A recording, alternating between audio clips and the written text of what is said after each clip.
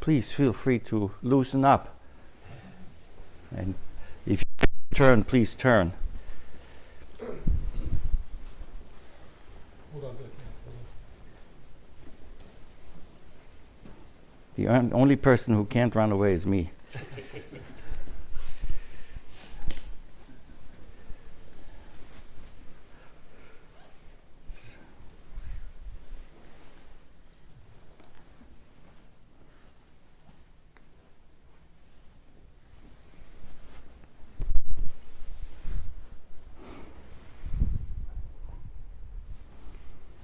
Thank you all for being here.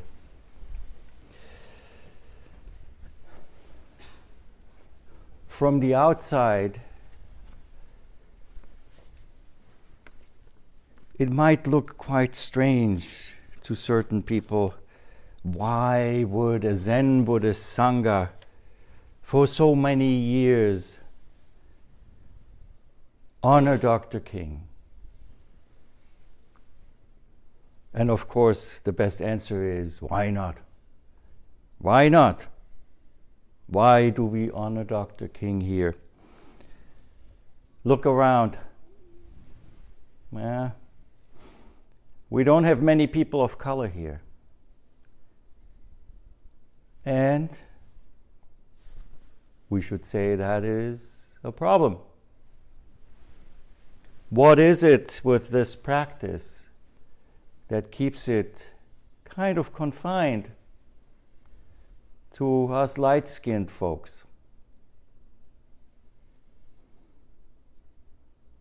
The Buddha himself was a person of color from India, like Sejun.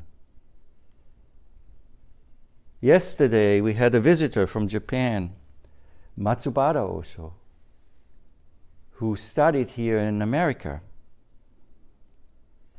who married an African-American woman. The world is growing up to be truly international. If you had been here yesterday in the afternoon, you would have heard Nina, the little offspring, run up and down the stairs. In the same way that I would welcome people who are not just fair-skinned, in the same way I would welcome children. It was such a wonderful sound. So,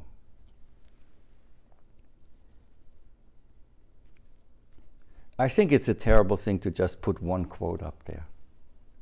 No quote can capture a lifetime of activism, a lifetime of any being. So for that reason, in my rather loose talk today, I have a lot of quotes. And I will fill them in as I see them fit in the storyline, in the little, very thin red thread that might develop here.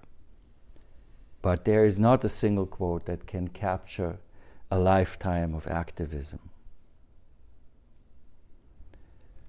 Remember last night when we started out here together in our session, in the opening words, I brought up one term. Does anyone remember? Emancipation, right? Emancipation.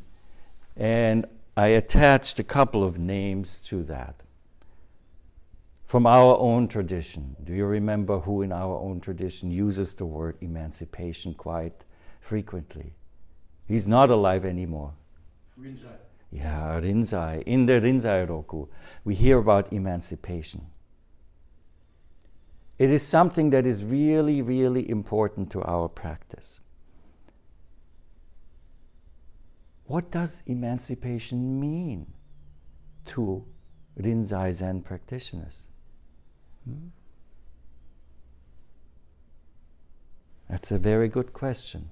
Let me read you a quote from the Rinzai Roku. And please keep in mind, this quote really shows how important language is, how important context is. Because I'm reading this here at the same time where we are talking about Dr. King, who was a really fierce proponent of nonviolence. So keep that in mind, how it could be misunderstood, and don't misunderstand it, please. Followers of the way, if you want insight into Dharma as is, just don't be taken by the deluded views of others. Whatever you encounter, either within or without, slay it at once. On meeting a Buddha, slay the Buddha. On meeting a patriarch, slay the patriarch. On meeting an arhat, slay the arhat. On meeting your parents, slay your parents. On meeting your kinsmen, slay your kinsmen, and you attain emancipation. By not cleaving to things, you freely pass through.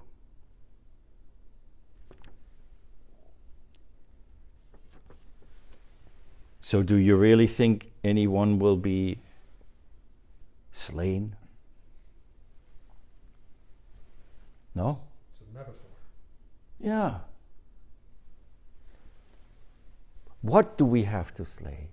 What is it that we have to have this very strong, is it a reaction? No, action towards. What is it? The attachment. Attachment to what? Anything. Anything. Oh, that covers everything. Our own egos. Well, that's one of the things, yeah. But of course, Other people. Genkai gets the jackpot. Other No, minds. any concept, any concept, any idea, the idea of an ego, the idea of others. And even Rinzai can't help himself but use the language that we have available. He says in the first sentence here, just don't be taken in by the deluded views of others. What about the others? Where are they? Inside, outside, all around, racist.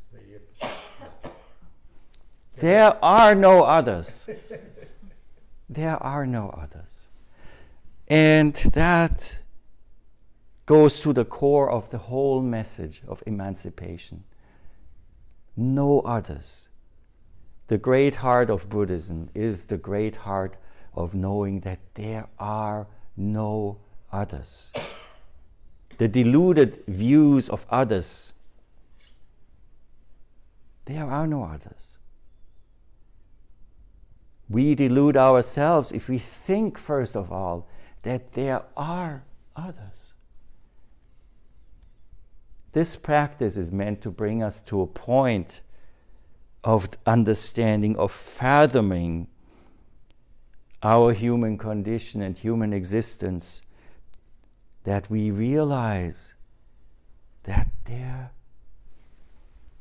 all of this is myself. There is no distance. This is myself. But of course, we cannot be blind. We cannot be blind. Do we see? We see. We hear. And to that, Rinzai says the following, also in the Rinzai Roku. Followers of the way, mind is without form and pervades the 10 directions. In the eye, it is called seeing.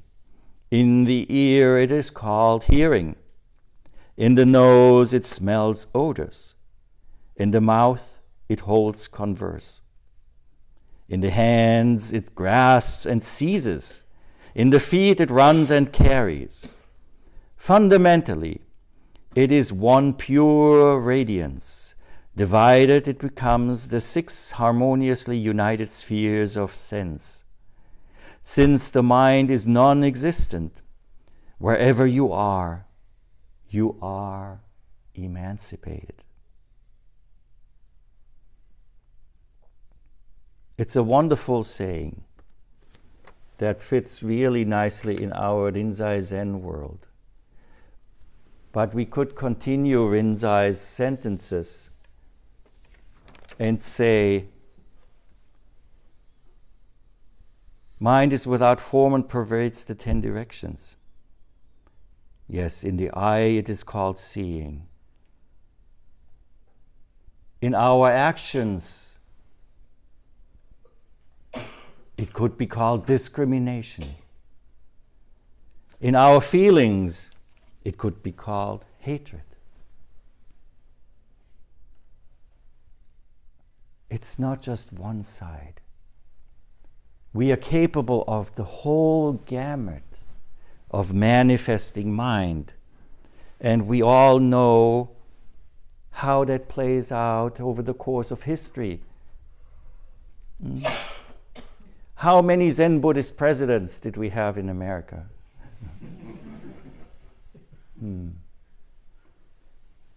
We might contemplate that in modern times maybe we are reaching something close to emptiness. But not the full emptiness, but the absence of something that also is unspeakable. But looking at the history, did the Japanese system do much better than the Western systems? Was Zen Buddhism there? Clearly not. If you go to Kyoto, you find Mimiyama. Have you been there? Have you seen Mimiyama? It's just a little hill. And then you look up the characters and it says Ear Mountain. Oh, interesting. It doesn't look like an ear. No, it's a mountain that was amassed from the cut-off ears of the enemies in one of the Japanese overseas wars.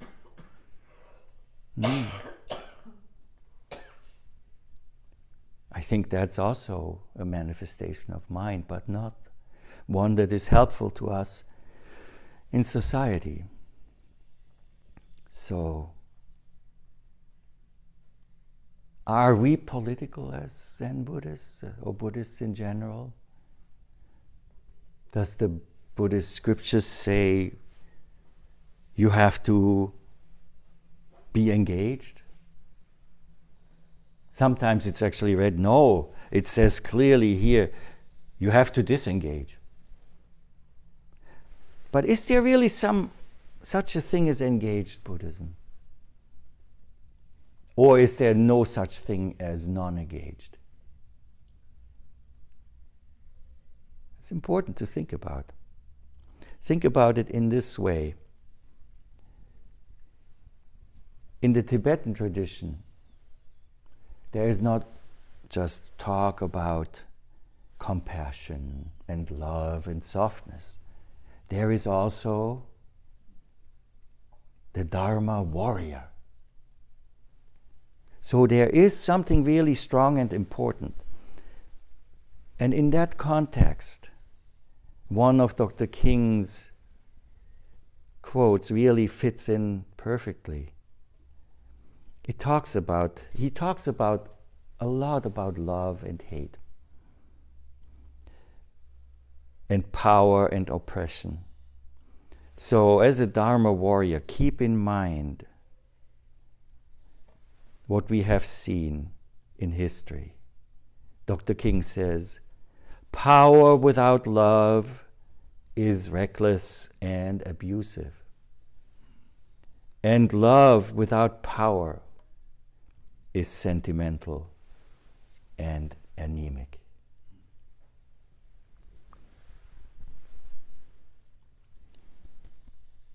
So whenever I read what Dr. King wrote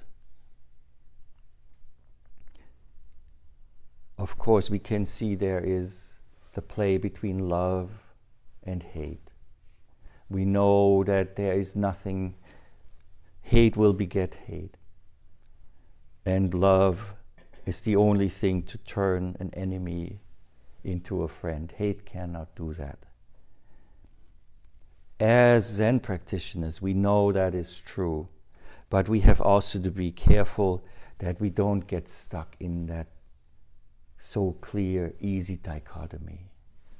We have to look a little bit deeper. As Zen practitioners, we have to really dig very, very deep.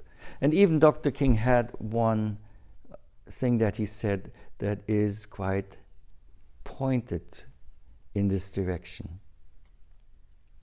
Shallow understanding from people of goodwill is more frustrating than absolute misunderstanding from people of ill will.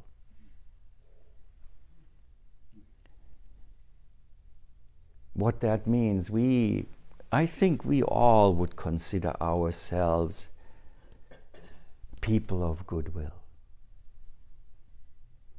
And what we are being told here is just saying that is not enough. Just saying it will not cut it.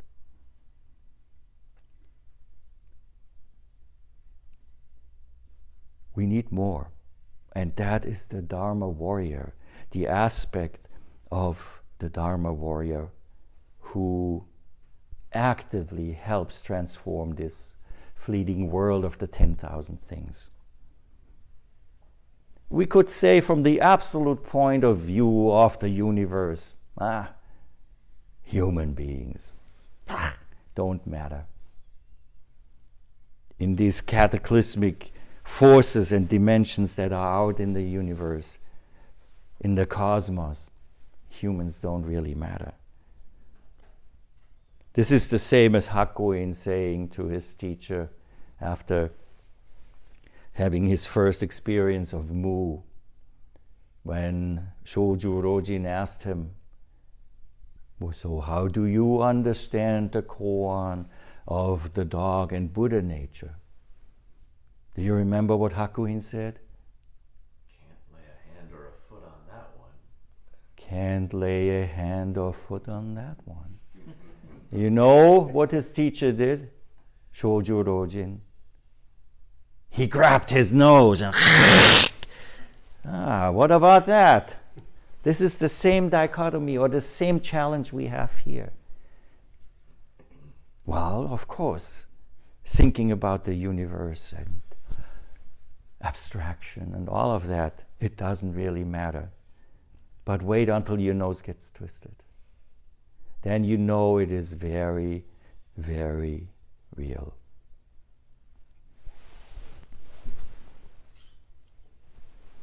So you know you're allowed to move when the cup leaves the floor.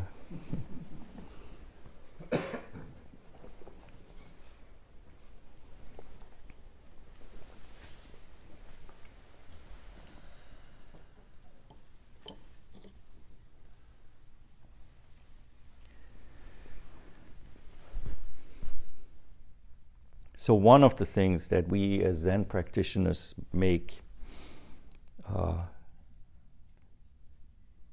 an effort to do is to try to exit out of that cage of dualism, of polarity, of that dichotomy. Again, if there are no others, where would there be dualism?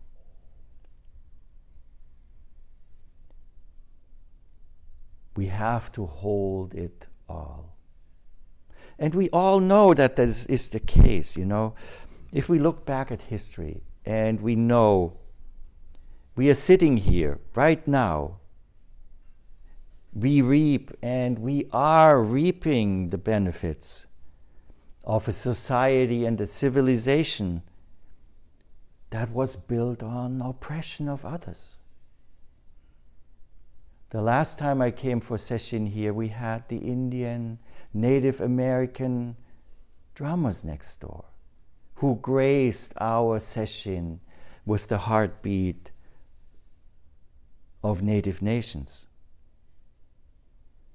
We all know the terrible fate of African slaves taken from their homeland, brought here,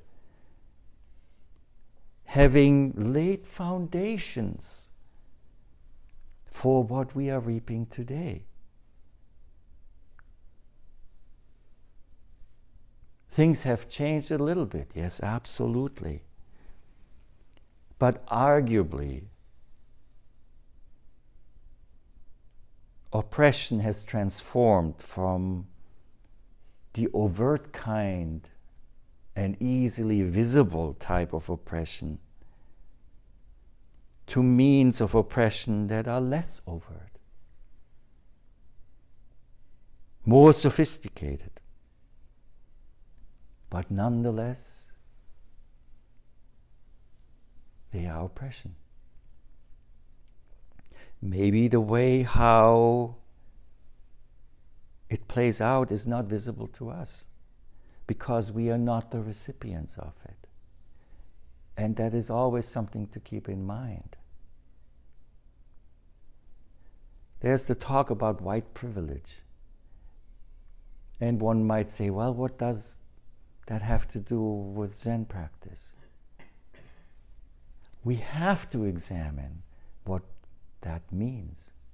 We have to examine what this culture ascribes to us, even if we come to some understanding.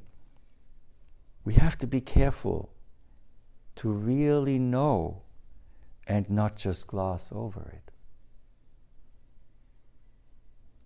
Life is so much harder for so many other people in this world. And one of the first things that I was told, and that really struck me deeply at my first session by my first teacher, Genro Seion, at the end of the session, he pointed out to us that, you know, what we are doing here is an undescribable luxury. Having the means to take the time to engage in this practice, having a place that is dedicated to this practice would not be happening if we were steeped in poverty. We are the ones who are lucky because it's available to us. But don't ever take it as a given. Poverty is something that is real. In 1964, Dr. King received the Nobel Prize. And in his speech, he talked about poverty a little bit. And I will read you just a short passage. A second evil which plagues the modern world is that of poverty. Like a monstrous octopus, it projects its nagging, prehensile tentacles in lands and villages all over the world. Almost 2/3 of the peoples of the world go to bed hungry at night. They are undernourished, ill-housed, and shabbily clad. Many of them have no houses or beds to sleep in. Their only beds are the sidewalks of the cities and the dusty roads of the villages. There is nothing new about poverty. What is new, however, is that we have the resources to get rid of it. This was in 1964. How have we done? What year was poverty eradicated? Anyone remember? No.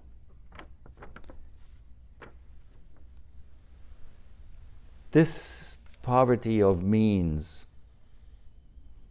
is, however, just one type of poverty. Even though many on this island of Manhattan live well,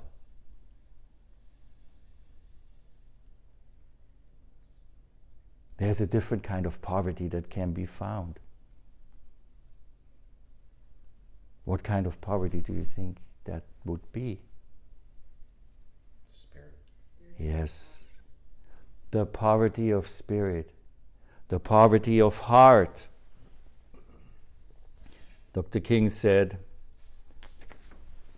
as long as there's poverty in this world, no man can be totally rich, even if he has $1 billion. I think when he said that in 1961, $1 billion was a lot of money. Nowadays, certain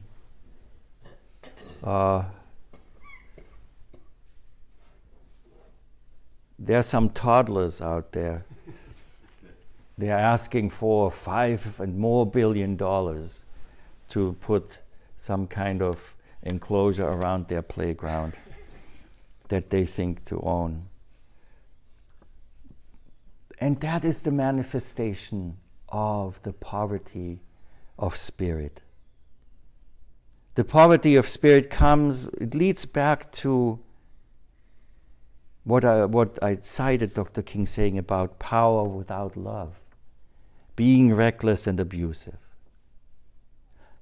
But at the same time also love without power. Now, one of the things in the dichotomy of rich and poor, of good and evil, black and white, is that we'd like to interact with the poles of that spectrum. Because it's so easy to point at, this extreme and that extreme. But what we have to realize, of course, is in between you find, what do you find often? The biggest enabler of the ills of society are not the extremes. What is it? The indifferent masses. Indifference. Indifference. I don't care. It doesn't affect me. Indifference. In our practice, have you ever experienced indifference?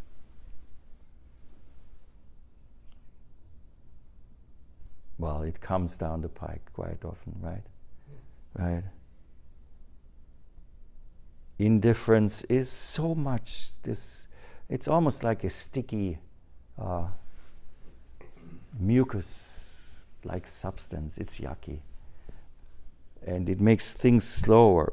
We have to break out of this indifference in our practice as well, you know. Having that strong determination, and Roshi, Shinge Roshi, but also, of course, Soen Roshi and all the Roshis, they always talk about that we have to have a great vow. And that great vow, may it be whatever it is first of all to pull us out of that stagnation of indifference.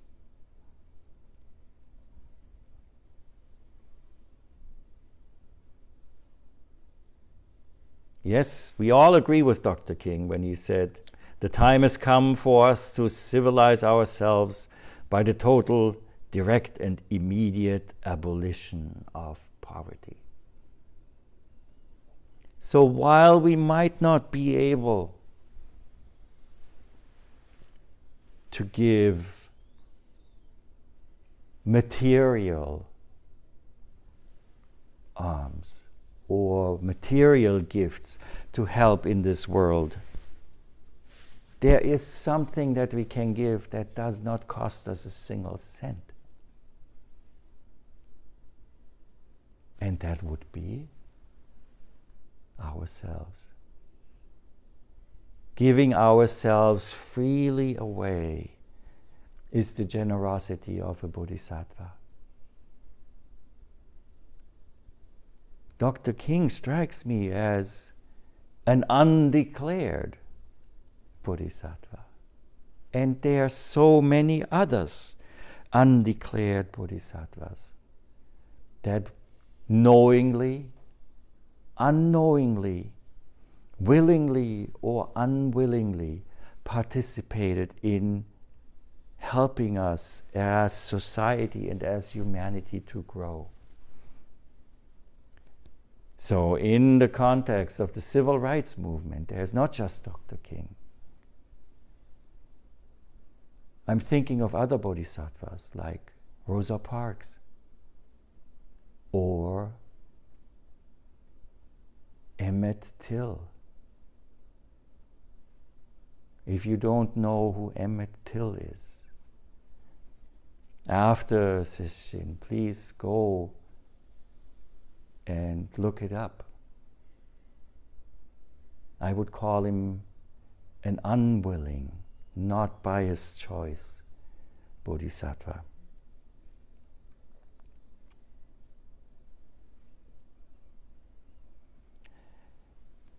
So,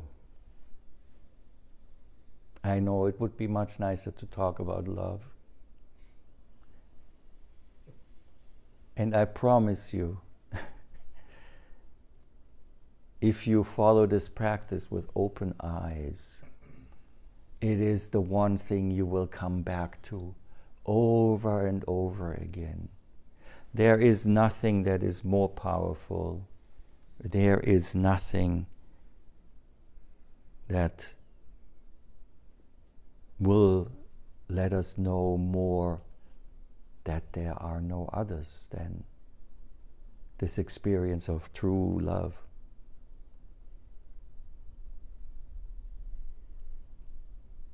So how do we solve this problem? How do we solve it?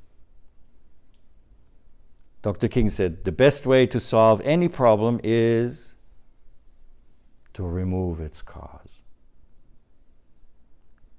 Well, now from a Zen point of view, that would be saying, well, do we have to commit seppuku?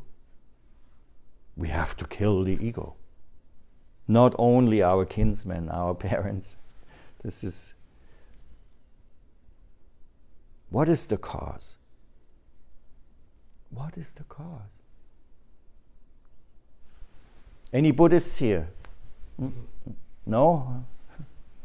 No. Who talks about the cause of all this suffering? Shakyamuni himself. Does he identify anything that stands behind that? Craving. In the craving zoo. Have you been to the craving zoo? No? No? There are 3 animals in there, right? You don't even have to go anywhere to visit that zoo. Everybody has that cage inside, right? What are those animals? Greed, anger, and delusion. And what are the actual animals in the picture?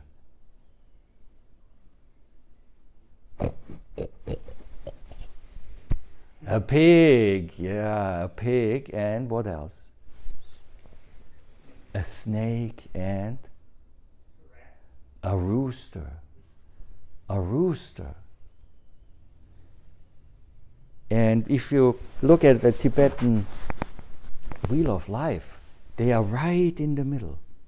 In the middle. And the rooster pecks, has in his beak the tail of the snake. The snake bites the pig. And the pig has the feathers of the rooster in its mouth. So they all are together and happily turn around the wheel of suffering. So the best way to solve any problem is to remove its cause. We as Buddhist practitioners are really well equipped to know where the work lies then. Greed, anger, and delusion. The rooster, the snake, and the pig. So, when we look at history, we can feel bad about what happened. What can we do about it? About what happened? About the past? Yeah. Nothing. Nothing. Nothing. Atone. Okay. Who's right? Both. We cannot change the past, but we can learn from it. And atonement is one of the ways we do it. Remember, we in the morning service, not today because we had a ceremony, but usually there's a verse of atonement in there. All the harmful karma ever committed. Yeah, remember that? Next door, that room, what name does it have? Koindo. The hall of light and dark. It was dedicated that way on Shobo-ji's 50th anniversary as a place for reflection of that what was shining bright in the history of this organization, of the darks that came with our history, and to give us all the opportunity to sit in it and see the light and dark in our own mind, in our own heart, and to atone. Atonement, principally, is the recognition of our own incompleteness. None of us is infallible. And it takes a lot of guts to come to that understanding and to live up to it.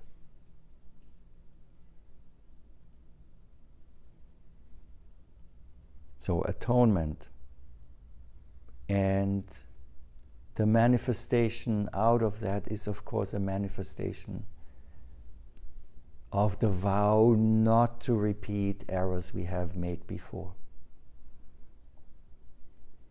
You know how difficult that is. Yeah? In Zazen. I will not stray and think. I will not stray. I will be single-minded. Oh.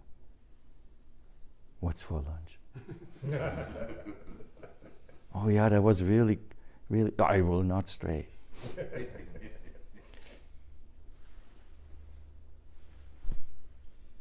And that's okay. That's how we learn. That's how we learn. And that's how we also as society should learn. And in the end, can you change society? Who is able to change society? Teisho, why don't you please declare that there will be no more xenophobia? No more xenophobia. Okay, it's done. It's done. It would be really nice if it were that way, but it is not. However, we can sit here and we can vow to ourselves I will be awake. I will keep an open heart, but also a bright mirror to critically, but still with compassion, look at my own shortcomings. That is how we can contribute to that change of society. Giving yourself away, holding the mirror up to yourselves. Because, as I have said in many other talks before, there is no such thing as racism. There is no such thing as sexism. There is no such thing as the discrimination against women. These are not things. These are just human beings acting racist, looking down at other genders. These are actions, and that's how it's perpetuated, through people doing it. That seems terrible, but it's not an abstract thing. It's a very concrete thing, a very concrete happening where we have the chance to make a difference. Not by continuing the judging, but by offering an alternative. If you see somebody act without reflecting, playing out one of those thought patterns of, oh yeah, this person is less than we are anyway. Repeating a judgment and piling it upon the judgment that they just had is not the solution. Even Dr. King says, you can have no influence over those for whom you have underlying contempt. And we all know how challenging this is. Even though we take great humor in having a toilet brush with orange bristles and somebody's face on it and sticking it in the toilet. That cannot be an attitude that we carry with us if we really want to make a difference. In Dr. King's word, it would be different. He would say it like this about nonviolence and compassion. He said, "Here is the true meaning of the value of compassion and nonviolence. When it helps us to see the enemy's point of view, to hear his questions, to know his assessment of ourselves. For from his view, we may indeed see the basic weaknesses of our own condition. And if we are mature, we may learn and grow and profit from the wisdom of the brothers and sisters who are called the opposition."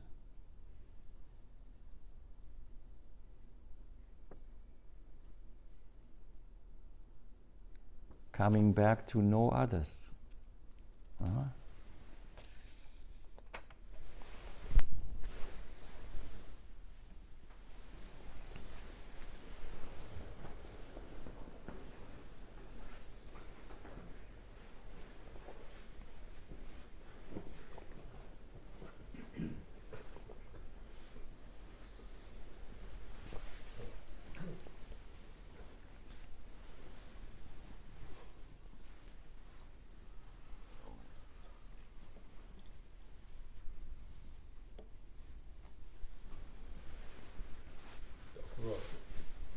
Genkai. May I ask a question? Sure. Why is it that it's so difficult to do what we're doing? Involves endurance, pain, energy, and it's so easy to indulge in greed, and so appealing to so many people to indulge in greed, anger, desire, and oppression. Why is it so attractive to so many people? They don't even try. They just do it.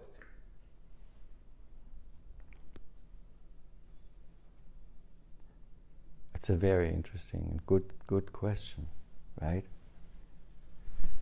That is happening. One of the reasons why it's happening is a question like this happens because we're still thinking of them as being others. And when we change the question and ask ourselves, am I still engaged, even marginally, in those activities? And we probably will find out, yeah, guilty as charged. So,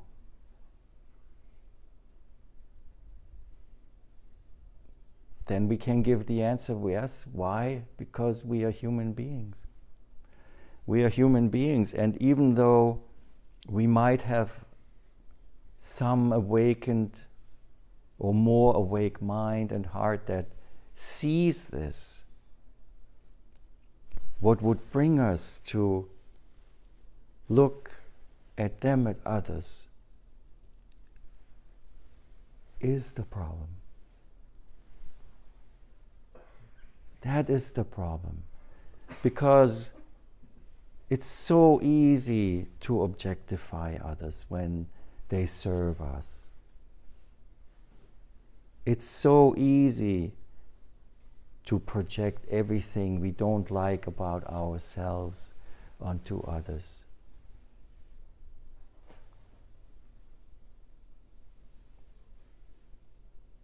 And that's the nature of an ego that wants to attach to being supreme, reigning across all spheres of being. If your ego could, it would control your sleep. Sometimes maybe you have dreams where your ego comes in and tells you all kinds of wonderful things, or not so wonderful. But stagnation, fixation, and the ego is very, very tricky with that. You know, yes, we are, to a certain degree, we are still animals. You know, we are mammals. We consume other living things. And we have a very strong sense of, I have to survive. Survive, survive, survive. That's natural.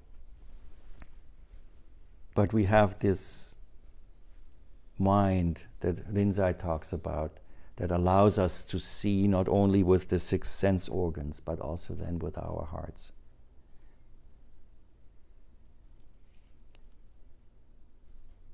So, we can't answer that question, we can. But the answer will not bring us even a smidgen of an inch closer to being different than that, yeah. Pigs, snakes, and roosters. I mean, we have a whole menagerie here. And just learning how to deal with it. No others. No others. When you meet a person who is the perfect button pusher for you, does anyone know such a person in their lives? Yeah? No, not me. Yeah. You don't know anyone who... Nobody can push your buttons? No. Impossible. Not Genkai, no. I say it's not Genkai. No. Right. Right. But we all know there is somebody out there who's just waiting, yeah? And now that also goes into the direction of your question, Genkai. When that happens, This is one of the hardest things to do. This is myself. This person is yourself. This is myself.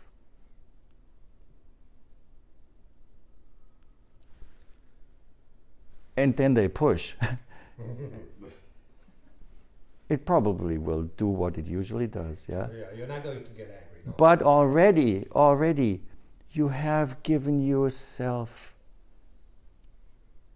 Now, this is the opposite. You have taken away for a moment the distance. This is myself. And that is true for whoever it may be. Opposition is a great solution in a political place, in a two-dimensional place where we have these polarities. But in your practice and in your life, in your relationship with other human beings, getting rid of that distance, getting rid of the other, is the practice that will allow to hold all. And it is difficult. Just as Genkai said, it is very difficult. But you read about other Zen people when it's always said, the more you have to bear. In the Diamond Sutras, in the Diamond Sutra, Shingyō Roshi always cites that about the karmic, those who had bad karma currently, because of their challenges, they will be able to emancipate themselves. Challenges that seem insurmountable, those are the chances we have sitting here on the cushion to get over it. We want to push them aside, like we want to push all the dirty things under the carpet. But no, we have to learn to get closer and closer to that bugaboo, to that insurmountable, until we fully have no distance, and you will see. It's a great thing to keep in mind in your practice. You're not suffering. Don't look at the suffering as something that we have to get out of the way so we can get to the point of serenity. No. It is only suffering as long as there is this opposition, The more we press, the more you will feel it. At some point, the ego has to put the hand onto the power sander, with the belt sander.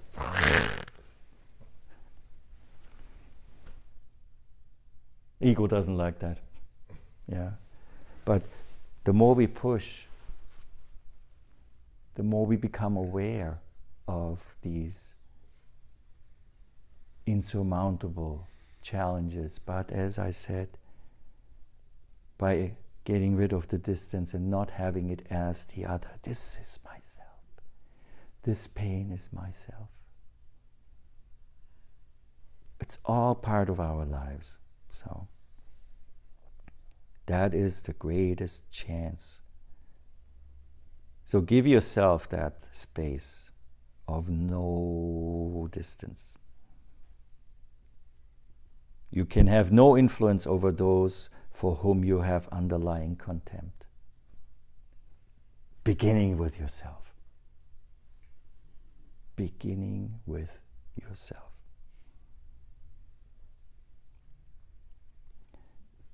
Non-violence in that context of our practice can learn from what Dr. King said here. Non-violence means avoiding not only external physical violence, but also internal violence of spirit. you not only refuse to shoot a man, but you refuse to hate him.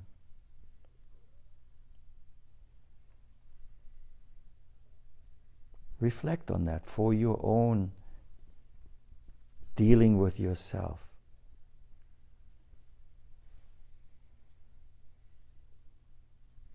And it says also, let me see, in my many,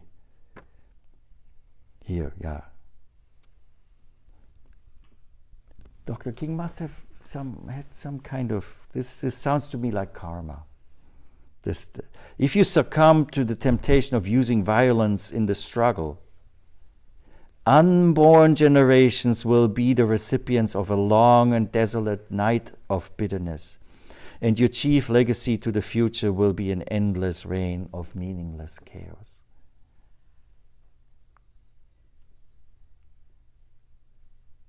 (2019)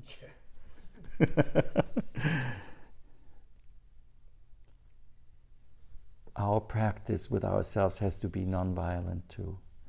Even though we heard Rinzai talking about slaying your parents, slaying the Buddha, the nonviolent way of doing that.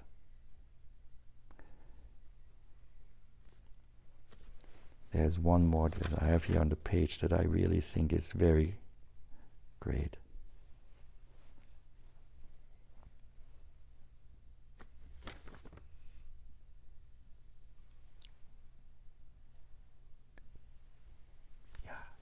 Here it is. Through violence, you may murder the liar, but you cannot murder the lie, nor establish the truth. Through violence, you murder the hater, but you do not murder hate.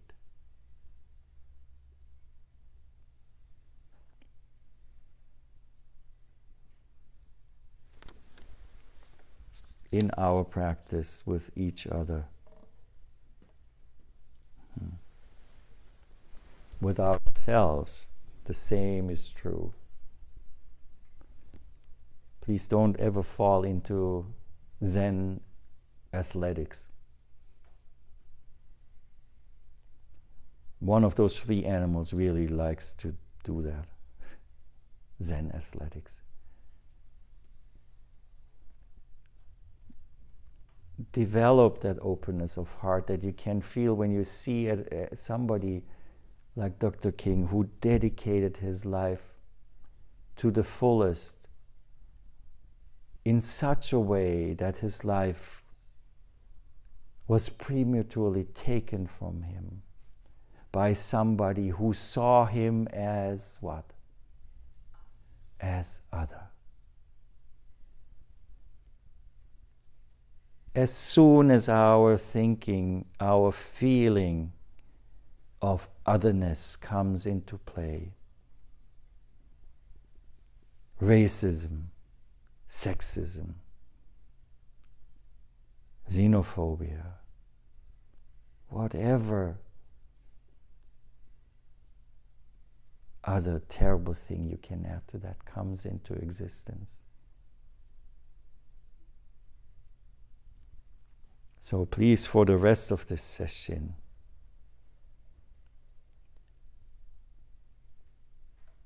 encounter no other.